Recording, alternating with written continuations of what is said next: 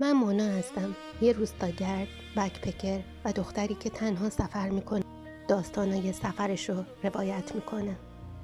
از میدان مدخل کاشان سوار ماشینای خط برزک شدم. راننده خوشبرخورد کاشانی اهل سده بود. روستایی روبروی روستای برزک. ساعت 9 صبح بود که راه افتادیم. تا برزک 50 کیلومتر راهه. هرچی جلوتر می رفتیم هوا خنک و خنکتر می شد و البته تمیز و تمیزتر. رسیدم به ورودی برزک. اولین چیزی که توجهمو جلب کرد تمیزی بی‌نظیر معابر روستا بود و بعد شنیدن لهجه شیرین پیرمردا و پیرزنای برزکی که هنوزم به زبان راجی باستانی صحبت میکنن. کوچه ها دقیقاً همون حال و هوایی رو داشتن که قبلش شنیده بودم.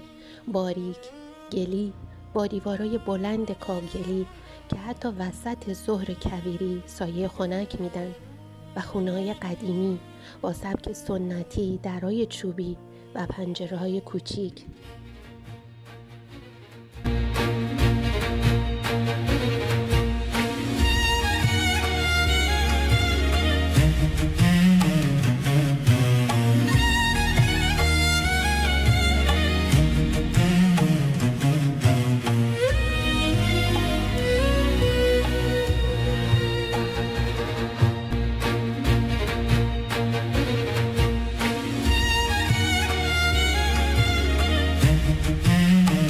اسم گلاب که میاد ناخودآگاه اسم قمصر به ذهنمون میاد، اما باید بدونیم که برزکم با داشتن مزارع گل سرخ و کارگاه‌های گلابگیری سنتی و صنعتیش درصد قابل توجهی از گلاب کشور رو تأمین میکنه. روستای برزک جاهای دیدنی زیادی داره، از جمله موزه مردم شناسی، آب انبار، آسیاب آبی، مزارع گل سرخ و کارگاه‌های گلابگیری و البته خونه قدیمی خانم کاردان.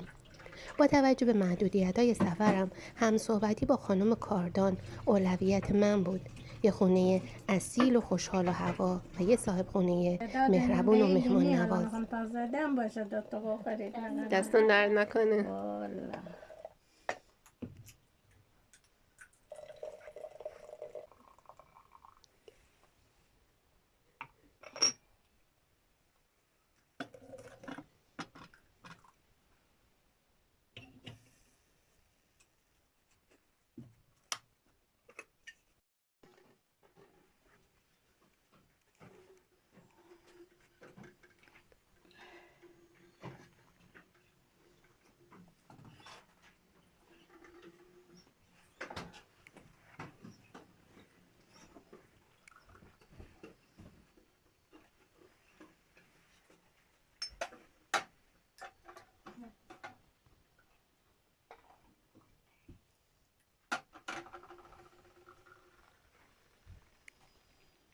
زیاد نه جوشه که بال بزنم.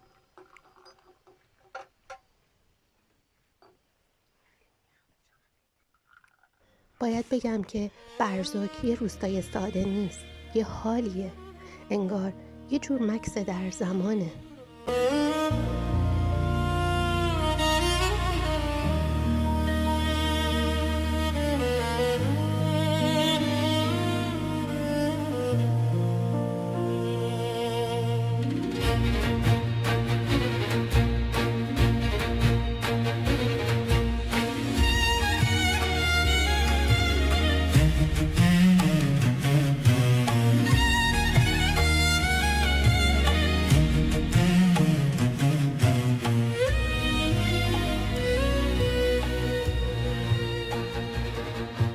پیر من و مرید من، درد من و دوا